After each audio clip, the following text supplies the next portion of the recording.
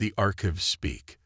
The crystalline walls of the Galactic Historical Repository pulsed with a soft azure glow as senior archivist Vatal accessed the restricted files. Her tentacles moved with practiced precision across the quantum interface, each motion deliberate and weighted with the gravity of her task. The Coalition Council had demanded answers about humanity, and as the keeper of the galaxy's darkest secrets, she would provide them.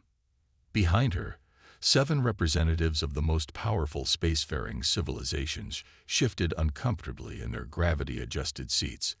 They had come seeking justification for war. They would leave with a warning. You wish to understand why the Galactic Accord maintains its policy of non-aggression toward Earth. Vatal's translucent form rippled with phosphorescent patterns, a sign of deep concern among her kind. I will show you what happened during the last Horizon War. But first, you must understand what we faced. The holographic display expanded, filling the chamber with a 3-dimensional representation of human space, circa 2157 CE. It seemed painfully small compared to the vast territories of the assembled powers. Their technology was primitive by our standards, Vatal continued. No quantum drives, no consciousness transfers, no gravity manipulation. They had barely colonized their own solar system. The hegemony believed this made them vulnerable. Her inner light flickered with what might have been amusement. The hegemony no longer exists. Commander Zixtal of the militant collective leaned forward, his chitinous armor clicking against itself. We are not the hegemony. We have studied their mistakes. Have you? Vatal's voice carried the weight of centuries. The hegemony had quantum-entangled battle fleets that could strike simultaneously across light years. They had planet-cracking weapons and ships that could dance through dimensions. Do you know what humanity had? She didn't wait for an answer. The display shifted, showing a small orbital station around Earth's moon. They had the Clark Station, a simple research facility studying deep space phenomena. When the hegemony's first strike destroyed Earth's primary defense platforms, Clark Station was considered too insignificant to target. The images began to move faster. Humanity had something no other species had encountered in 10,000 years of interstellar warfare: desperation combined with evolutionary adaptability. Within days of the first attack, the scientists at Clark Station had repurposed their deep space sensors into something unprecedented. The hologram showed a bizarre modification to the station's arrays. They found a way to detect the quantum wake signatures of hegemony ships, something we had believed impossible with their level of technology. But that wasn't what made the galaxy fear them. Vatal's form pulsed darker now. The humans at Clark Station didn't just track the hegemony ships. They found a way to interfere with their quantum entanglement. Using nothing but modified research equipment and mathematical models that their best minds developed in sleepless weeks, they turned the hegemony's greatest strength into a catastrophic vulnerability. The display showed hegemony ships appearing in random locations, their perfect coordination shattered. Some materialized inside stars. Others emerged in deep space, hopelessly lost. In 3 weeks, humanity had effectively neutralized the most powerful fleet in the galaxy, not through superior firepower, but through innovation born of necessity. Ambassador Corell of the Commerce Worlds rustled their financial plumage nervously. Surely this was an isolated incident, a lucky discovery. Clark Station was just the beginning, Vatal said. While the hegemony reeled from their fleet's devastation, humanity's adaptation accelerated. They turned mining lasers into weapons that could pierce quantum-shifted shields. They modified their primitive AI systems to predict and counter tactics that had won wars for millennia. Every defeat taught them. Every setback made them more dangerous. The hologram showed the progression, waves of increasingly sophisticated human innovations meeting and overcoming each hegemony countermeasure. But the true horror, from the hegemony's perspective, was how humans shared information. Every breakthrough, every innovation, was immediately distributed to all of humanity. There was no hoarding of advantages, no internal competition. Faced with extinction, They achieved a level of cooperation that our civilizations had believed impossible. Votel turned to face the assembled representatives directly. And this brings us to the present moment. You came here seeking justification for war against Earth. Instead, let me show you what humanity has been doing since the conflict ended. The hologram displayed Earth's current defense network, a seemingly simple system that bore little resemblance to traditional military installations. They've spent decades not building bigger weapons or stronger shields, but developing entirely new ways of thinking about defense and conflict. Their civilian research projects routinely generate innovations that could revolutionize warfare, not because they're trying to, but because that's how humans think. The display showed examples: weather monitoring systems that could be repurposed into sensor networks, entertainment technologies that could become communication systems, public transportation networks that could transform into logistics chains. Every piece of human infrastructure is designed with multiple purposes in mind, not because they're preparing for war, but because they've learned to see possibilities where others see only function. Votel's form pulsed with intense patterns as she delivered her final warning. The humans you would face today are not the same ones who fought the hegemony. They've had decades to refine their approach, to develop new technologies, to imagine new possibilities. But more importantly, they've had time to teach their children to think in ways that our species are only beginning to understand. The hologram showed one final image, a simple human classroom where children were solving complex problems through games and collaborative play. This is their true power. Every human generation thinks differently than the last. They don't just adapt to change. They actively seek it out. They don't just solve problems. They redefine them. Votel began shutting down the archive systems, her crystalline form dimming slightly. The price of peace with humanity isn't measured in resources or territory.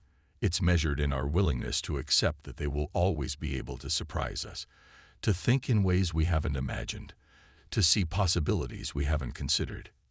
She turned to the assembled representatives one final time. The hegemony learned this lesson at the cost of their empire. The question before you now is simple: are you willing to risk learning it again? The chamber fell into silence as the last holographic images faded away. The representatives sat motionless, their earlier confidence replaced by thoughtful uncertainty. They had come seeking reasons for war. They left with a profound understanding of why the galaxy had chosen peace instead. As they filed out of the archive chamber, Votel's bioluminescence flickered with what might have been amusement. In the end, humanity's greatest victory hadn't been winning the war. It had been changing how the galaxy thought about warfare itself. And that, perhaps, was the most human achievement of all. The humans called it death by 1,000 cuts, Votel said. No single countermeasure was decisive. But together, they created chaos in the perfectly orchestrated hegemony assault. Mining lasers pierced shields, smart dust-blinded sensors, and then there were the commercial communications satellites. Commander Zixtal leaned forward. Communications satellites. What threat could they pose? The hegemony asked the same question, Votel replied. They learned too late that humans had reprogrammed their entire communications network into a vast electronic warfare system. Every satellite, every relay station, began broadcasting signals that interfered with hegemony quantum communications. Their fleet, accustomed to perfect coordination through quantum entanglement, suddenly found itself forced to rely on primitive radio communications, which the humans immediately began jamming. The hologram showed the results. Hegemony ships, their formation broken, their coordination shattered, becoming individual targets for swarms of repurposed mining vessels and maintenance craft. But surely, Ambassador Corell interjected, the hegemony's technological superiority meant nothing, Votel finished, because humans had changed the rules of engagement. They weren't fighting a traditional space battle. They were fighting what they called a workers' war. Every civilian vessel became a potential threat. Every piece of industrial equipment could be weaponized. The hegemony found itself fighting not just Earth's military, but its entire industrial infrastructure. The display showed more scenes of improvised warfare, cargo ships releasing clouds of metallic chaff that played havoc with hegemony sensors, space stations transforming their solar arrays into makeshift electromagnetic pulse generators, orbital refineries redirecting their waste heat into thermal weapons. The hegemony had prepared for every conventional military response. Vattel said they had not prepared for an entire civilization, turning its peaceful infrastructure into an integrated defense system. But even this was not what truly terrified them. She paused, her crystalline form reflecting the holographic chaos around them. What terrified them was how quickly humans learned. Each engagement, each skirmish, provided data that was instantly analyzed and shared throughout human space. Tactics that worked once never worked twice. Vulnerabilities that were exploited were immediately protected. The humans were not just fighting. They were evolving their warfare in real time. The representatives sat in uncomfortable silence as they watched the mighty hegemony fleet gradually lose coherence, its perfect formations dissolving into individual ships, fighting for survival against swarms of repurposed civilian vessels and clouds of weaponized industrial technology. This was merely the first phase of the war, Vattel concluded, the phase that taught the galaxy its first lesson about humanity. Never assume that technological superiority guarantees victory, because humans don't fight with just their weapons. They fight with everything they have, everything they know, and everything they can reimagine. The quiet revolution. Vattel's crystalline form shimmered as she accessed deeper levels of the restricted archives. What you've seen so far was merely humanity's defensive response. Now let me show you how they turned the tide. The holographic display shifted to show a massive structure floating in the asteroid belt, a habitat complex that had once housed mining operations.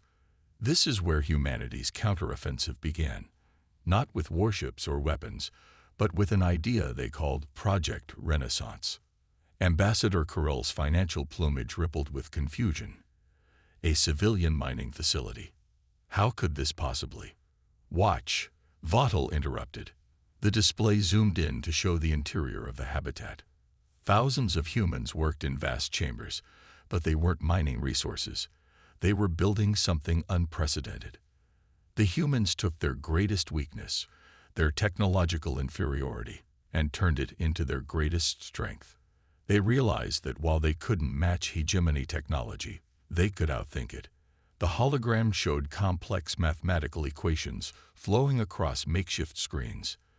They assembled their brightest minds, not just military strategists, but artists, gamers, theoretical physicists, even children who excelled at puzzle solving. The display shifted to show the results of their work. They created what they called predictive chaos theory, a way of analyzing hegemony tactical patterns and introducing precisely calculated disruptions that would cascade through their entire battle network. Commander Zixtal clicked his mandibles dismissively. Pattern analysis. Against quantum-linked fleet movements. Yes, Vattel replied, her bioluminescence pulsing with intensity. Because humans understood something fundamental that the hegemony had forgotten. Even quantum-linked systems operate according to programmed protocols, and protocols can be predicted. The hologram showed a seemingly minor skirmish near Jupiter. A small group of converted human cargo ships executed a series of apparently random maneuvers. The hegemony response was overwhelming, but followed exact tactical protocols developed over millennia of warfare. The humans weren't trying to win these engagements, Vattel explained. They were feeding data into their predictive models. Each hegemony response helped them understand the underlying logic of their combat algorithms. And then, the display expanded to show multiple battles occurring simultaneously across the solar system. In each one, human forces executed precise, seemingly irrational movements that triggered specific hegemony responses. They turned space combat into a dance where they knew their partner's every step before it was taken. But it was what happened next that truly demonstrated humanity's revolutionary approach. The hologram showed hundreds of small, automated drones deploying from hidden asteroid bases. These devices were primitive by hegemony standards, Little more than satellites with basic propulsion and communication systems. But they carried something devastating: culture. The assembled representatives shifted uncomfortably as Vattel continued. Humans had discovered that hegemony quantum communications could be subtly influenced by precisely timed electromagnetic pulses. These drones began broadcasting human music, a specific frequency and rhythm that created minute disruptions in the quantum field. The display showed hegemony ships beginning to lose synchronization, their perfectly coordinated movements becoming erratic. What seemed like simple interference was actually a carefully orchestrated attack on the fundamental foundations of hegemony combat doctrine. They called it Operation Symphony, turning the very concept of warfare into a form of art. But humanity's innovation didn't stop there. The hologram shifted to show another aspect of their unconventional strategy. They began using their entertainment broadcasting networks to transmit encrypted tactical data hidden within regular programming. Every civilian communication became a potential military asset, making it impossible for the hegemony to distinguish between critical military commands and casual entertainment. "This is madness," one of the representatives muttered. "Using civilian infrastructure for military purposes risks everything." "No," Vattel corrected. This was humanity's greatest insight. They understood that in a war for survival, there is no meaningful distinction between civilian and military resources. Everything becomes a tool for survival. The display showed more examples of humanity's adaptive strategy. Orbital greenhouses converted into biological research labs, developing organisms that could detect quantum fluctuations, weather satellites reprogrammed to create electromagnetic storms that disrupted hegemony sensors, and perhaps most surprisingly, a network of children's gaming consoles repurposed into a distributed computing system for breaking hegemony encryption. But the true revolution, Vattel continued, her form pulsing with intense patterns, was psychological. The hegemony couldn't comprehend an enemy that turned apparent weaknesses into strengths, that weaponized art and culture, that found military applications for children's toys. Their entire understanding of warfare was based on technological superiority and rigid doctrine. Humanity forced them to fight a war where technology wasn't the deciding factor. The hologram showed the hegemony fleet's growing disarray as human tactics evolved faster than their ancient protocols could adapt. Every victory the hegemony achieved taught humanity something new. Every loss revealed another weakness to exploit. They weren't just fighting a war. They were conducting the galaxy's largest real-time experiment in adaptive strategy. Vattel turned to face the assembled representatives directly. This phase of the war proved something that has shaped galactic policy ever since. Humanity's greatest weapon isn't their technology or their resources. It's their ability to reimagine the very nature of conflict. They don't just think outside the box. They question why the box exists, and then build something entirely new from its components. The display faded to show the solar system as it appeared near the war's end. A complex web of repurposed civilian infrastructure, improvised defensive systems, and innovative tactical networks that had transformed humanity's home into something the hegemony's ancient warfare protocols simply couldn't comprehend. And remember, Vattel concluded, her crystalline form dimming slightly. This was what they achieved in mere months, with technological resources you would consider primitive. Imagine what they could do now, after decades of preparation and advancement. The breaking point. Vattel's crystalline form darkened to a deep violet as she accessed the most classified sections of the archive. Now we come to the phase of the war that truly changed everything. The moment when humanity stopped merely defending and began to reshape the rules of warfare itself. The holographic display showed a seemingly ordinary day in the ongoing conflict. Hegemony ships maintained their blockade positions around Earth, while human forces continued their guerrilla tactics. But something was different. The humans had spent months gathering data, analyzing patterns, and testing responses, Vattel explained. They weren't just learning how to fight the hegemony.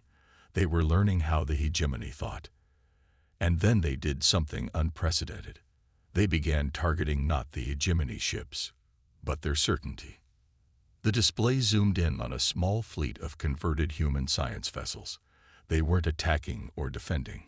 Instead, they were executing a series of precise maneuvers that made no tactical sense.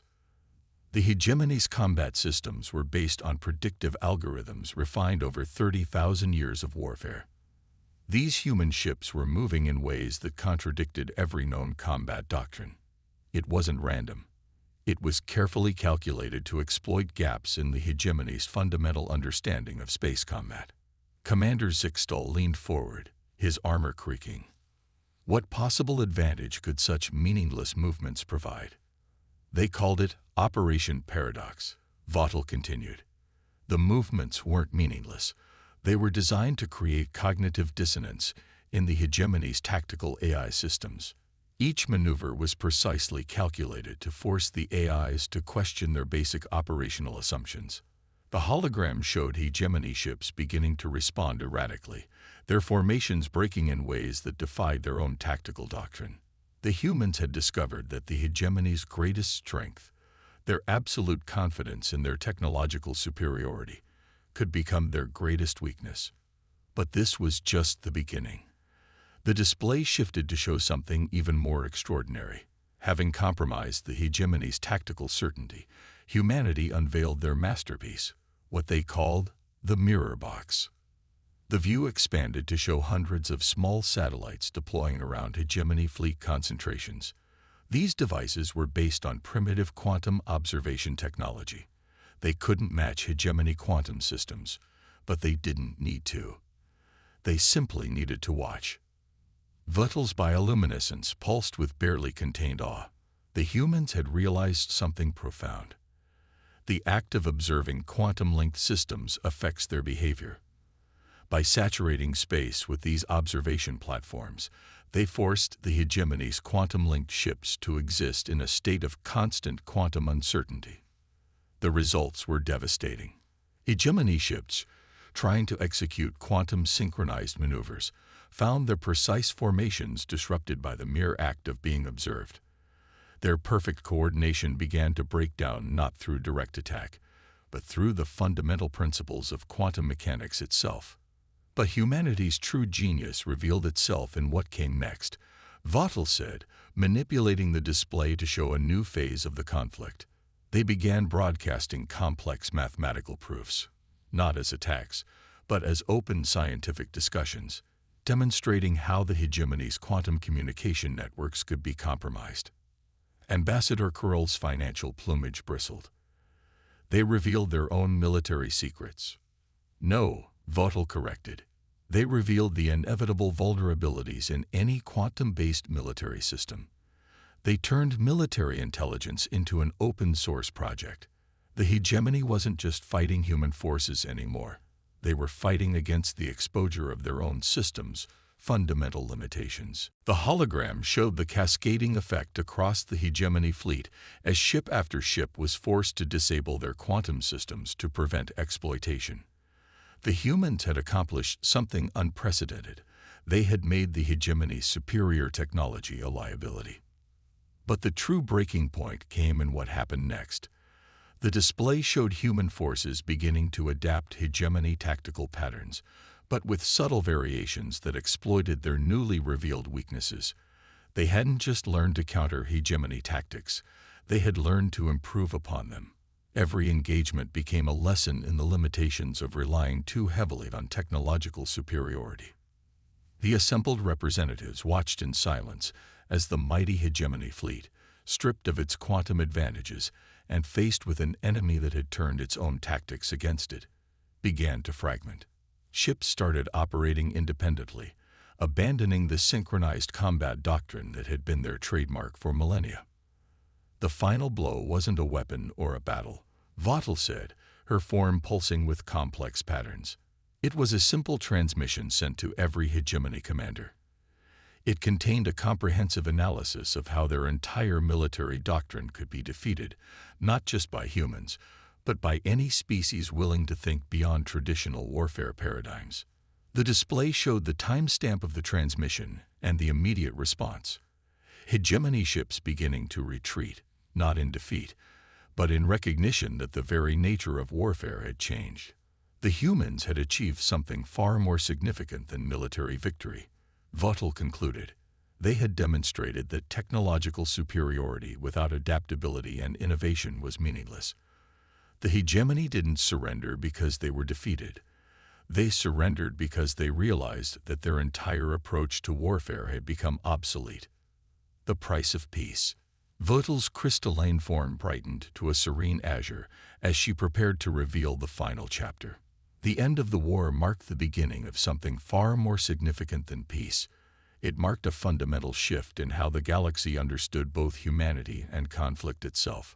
The holographic display showed the aftermath of the final battles. Hegemony ships retreating not in chaos, but in ordered withdrawal.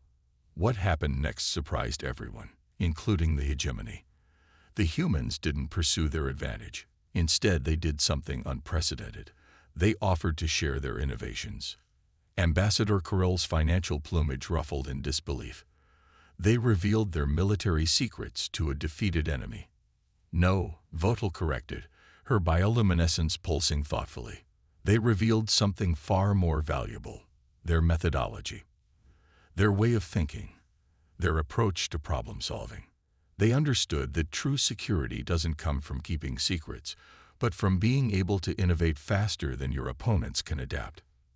The display shifted to show the first post-war conference, where human scientists and strategists openly shared their discoveries with representatives from across the galaxy. They explained how they had turned their civilian infrastructure into an integrated defense system, how they had weaponized curiosity itself, how they had transformed their entire society into a problem-solving engine. Commander Zixtel's mandibles clicked rapidly, but surely this eliminated their tactical advantage. That's what the hegemony thought at first, Vattel replied. But they soon realized that humans weren't sharing their advantages. They were demonstrating why those advantages couldn't be copied. Their strength wasn't in their specific solutions, but in their ability to generate new solutions constantly. The hologram showed the rapid transformation that followed. Worlds that had relied solely on technological superiority began investing in innovation and adaptability.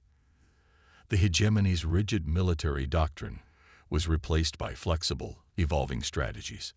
The humans had changed the fundamental calculus of power in the galaxy. It was no longer about who had the most advanced technology. It was about who could adapt most effectively to new challenges. But the most profound changes were cultural. The display showed how human approaches to problem-solving began influencing everything from commerce to diplomacy. Species that had relied on unchanging traditions for millennia began experimenting with new ways of thinking. The humans had proven that innovation wasn't just a military advantage, it was a fundamental survival trait. The scene shifted to show the formation of the Galactic Accord's non-aggression protocols. The protocols weren't just peace treaties, they were recognition of a new reality, that any conflict with humanity would inevitably become an exercise in fighting against one's own assumptions and limitations. Vattel turned to face the assembled representatives directly. The war lasted 6 months. When it ended, the hegemony, a civilization that had dominated space for 30,000 years, sued for peace, not because they had to. They still had vast resources and weapons of unimaginable power. They sued for peace because they realized that every day the war continued, humanity grew stronger. Every attack taught them. Every victory made them more formidable. The hologram faded, leaving the chamber in semi-darkness broken only by Vattel's bioluminescence. You came here seeking justification for war. Instead, let me offer you wisdom. Humanity's greatest weapon isn't their technology, or even their adaptability. It's their ability to transform every challenge into an opportunity for growth. The galaxy fears them not for what they are, but for what they become when threatened. Commander Zixtel's mandibles clicked in frustration. But surely with our combined might. The hegemony was mightier, Vattel interrupted. The humans have only grown stronger since then. They've had decades to prepare for the next threat. Ask yourselves, What innovations have they developed in peace that could be turned to war? What seemingly harmless technologies might become weapons in those endlessly creative minds? The representatives sat in uncomfortable silence, their earlier bravado evaporating like morning dew under twin suns. Vattel began closing the archive files, her movements deliberate and final. The Galactic Accord's policy of non-aggression toward Earth isn't about protecting humanity. It's about protecting everyone else. The sound of thunder. The holographic display shifted, and Vattel's phosphorescent patterns darkened to a deep indigo. You wish to understand the true beginning of the conflict? Very well.